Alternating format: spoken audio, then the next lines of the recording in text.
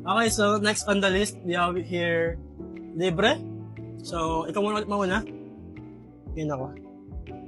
Ang tigas na niya, no? Tumensor niya.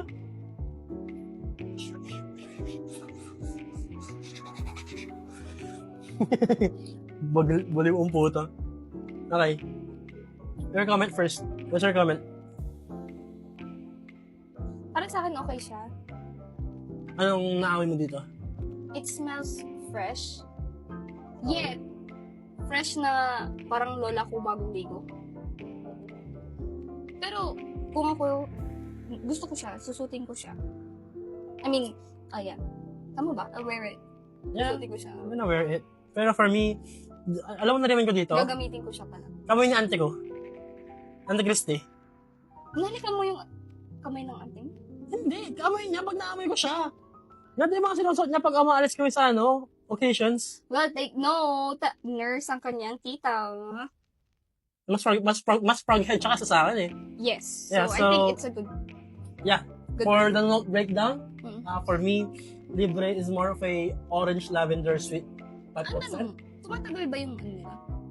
Yung, Tumatagal ba yan? yung alin? I mean, nagtatagal ba yan? Yung, Yung amoy. ano naman? Next. Next, last, but I think not the least, let's have here Yulong. So, Yulong, saan nalagay ito? Dito na lang, dito na lang. Dito na lang. Gawin ko na. Amin mo ako. Huwag mo yan!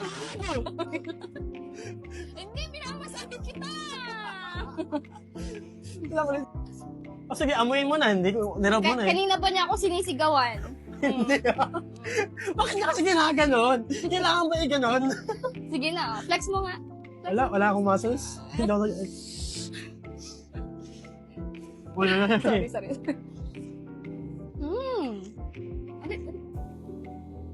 Hindi ko gusto to?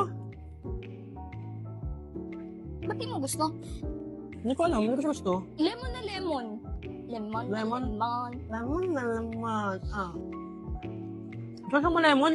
Literal na yulong? It just smells What like does yung lemon. mean? Hindi ko alam, tanongin mo sila. Ano ba meaning ng yulong? And also, bakit po libre kung babayaran?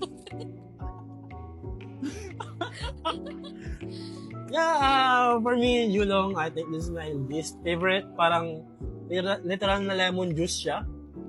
It's literally a lemon juice in a scent. If you're that person na gusto ng mga lemon scent, then I think yulong is for you. But for me, I really don't like it. So yun na nga, after testing them all out, based on the reviews, all I can say is Blanca is my most favorite. Simply because it has that lemon lavender scent. Hindi ko sure kung gano'n talaga yung OG Blanca, but that's what I smell. It reminds me of Lysol. And my least favorite is Yulong kasi literal na smell lang niya is parang siyang lemon. Ngayon ko ulit.